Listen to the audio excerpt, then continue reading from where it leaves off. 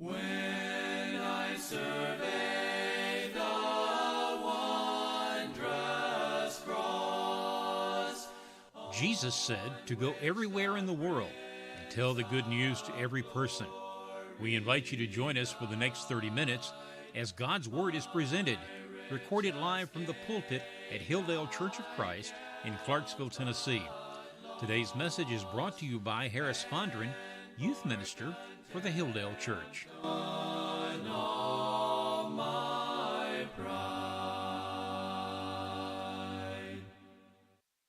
There is beyond the azure blue a God concealed from human sight. He tinted skies with heavenly hue and framed the worlds with his great might. There is a God.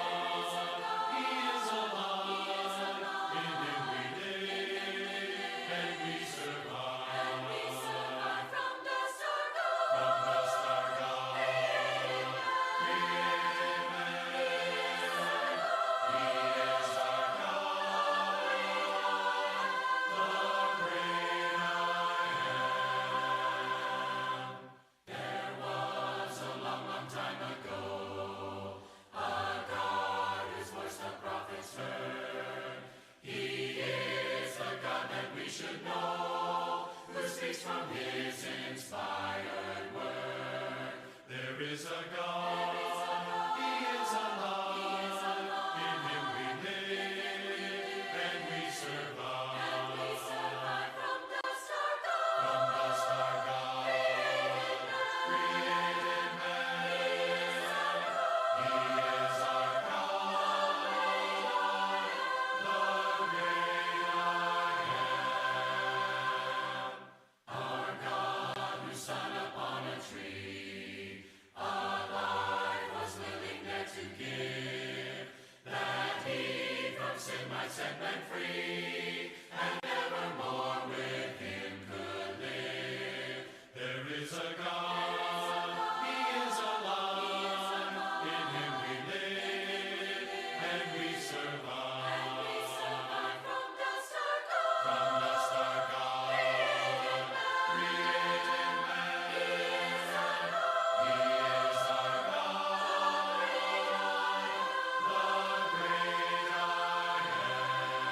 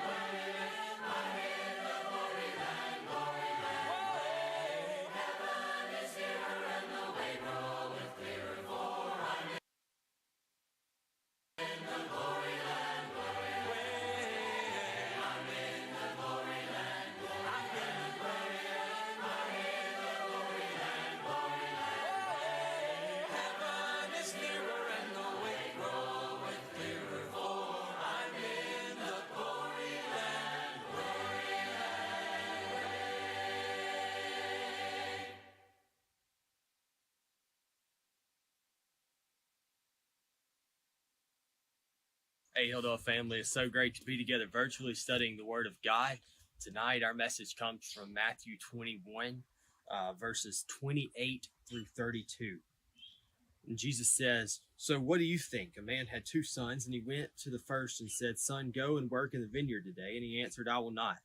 But afterward he changed his mind and went. And he went with the other son and said the same. And he answered, 'I go, sir, but did not go. Which of the two did the will of the Father?' And they said, 'The first.' Jesus said to them, 'Truly I say to you, the tax collectors and the prostitutes go into the kingdom of God before you. For John came to you in the way of righteousness, and you did not believe him, but the tax collectors and prostitutes believed him. And even when you saw it, you did not afterward change your minds to believe it.'"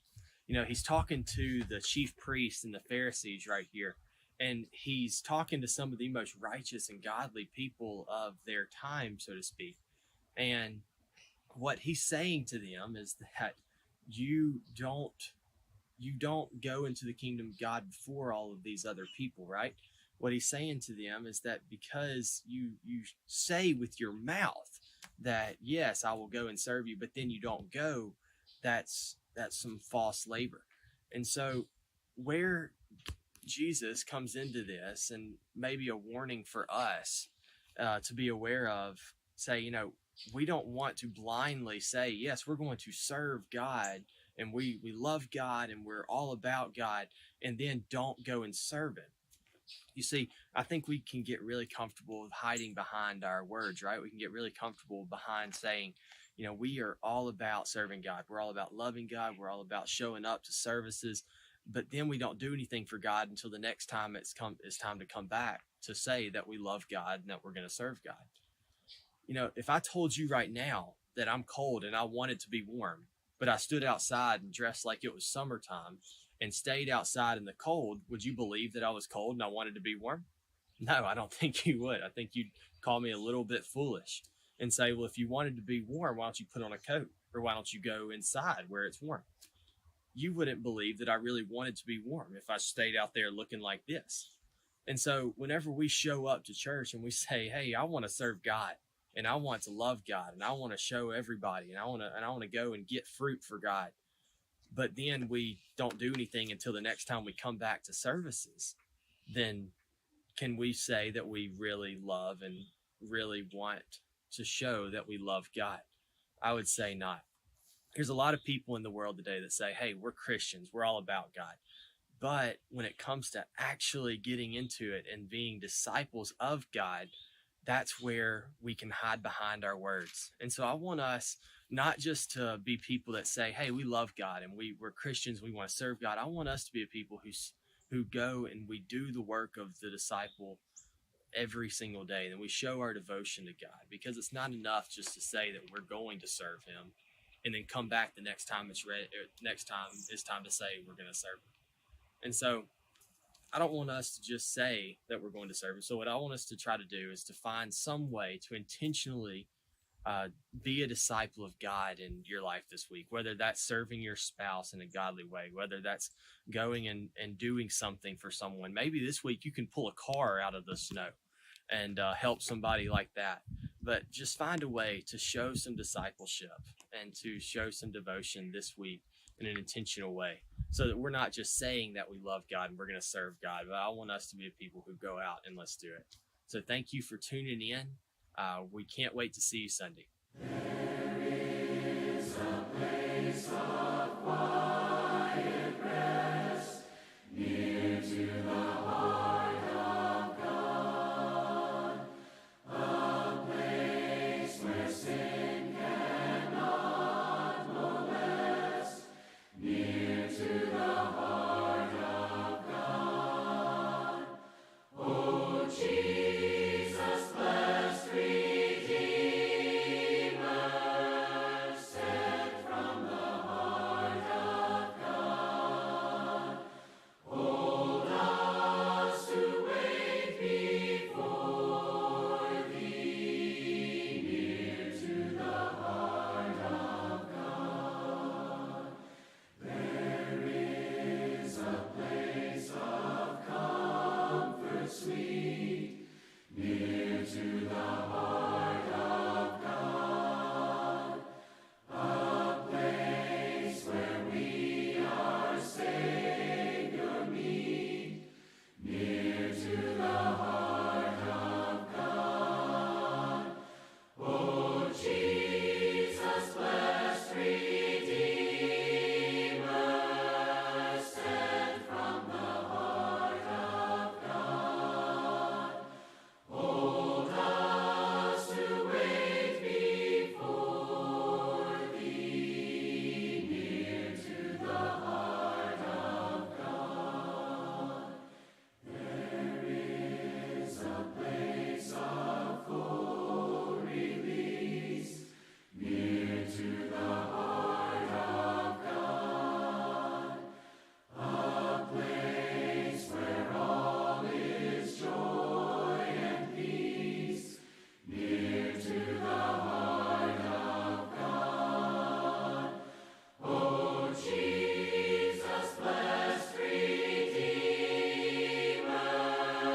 sent from the heart of God, hold us to wait before Thee, near to the heart of God.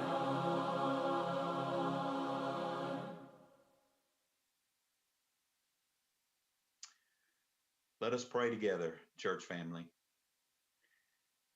Heavenly Father, we thank you for hearing our prayers always. Lord, we know that whenever we speak to you in prayer, that you do hear us, and you tell us in your word to cast our cares upon you because you do care for us. Lord, thank you for your care, for your abiding presence, and every good and perfect gift that is only from your hand. Lord, at this time that many are suffering for various reasons, some because of continued with the pandemic virus and ramifications around that, and some have even lost their lives, and not only for that but for other reasons. And we pray your comfort to be with these families and those medical personnel that are tending to them. Also, Lord, because of the cold weather, winter storm that has affected so much of our country, we thank you, Lord, that you know what's going on and that you care, and that bless those, Lord, who have suffered loss. There have been some people even lost their lives because of the cold, and there's been tornadoes in our parts of the country. And Lord, some are without power and suffering because of the cold. And we pray, Father, for those who have to be out in the cold, uh, that maybe because of loss of power or trying to help restore power to those that are needed, and first responders and others. Lord, we just thank you that we can trust you, that you watch over us always. Thank you for our church family. Thank you for this time that we can be together by remotely. And thank you for all those who make that possible within our church family and all those servants. And Lord, we know different ones are sick and suffering different matters within our church family. We know that you know the needs of all. We ask you, Lord, for your grace, your guidance, your blessing, and help us as Christians, as brothers and sisters in Christ, to try to bear each other's burdens as best we can to help one another in every way that we can. I thank you for your word. Thank you for your son to die on the cross for all of us. We love you. We praise you. We thank you. We ask these blessings in Jesus' name. Amen.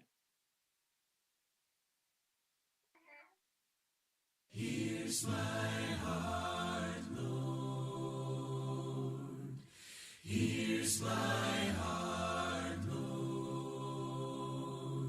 Thank you for joining us today for a lesson that was presented to the congregation at Hilldale Church of Christ in Clarksville, Tennessee. Anytime you are in the Clarksville area, we invite you to worship with us.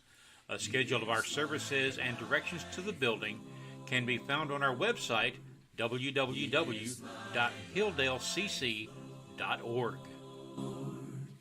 Here's my life, Lord.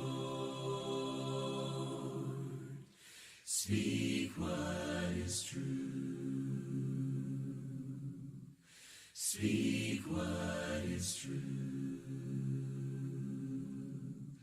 Speak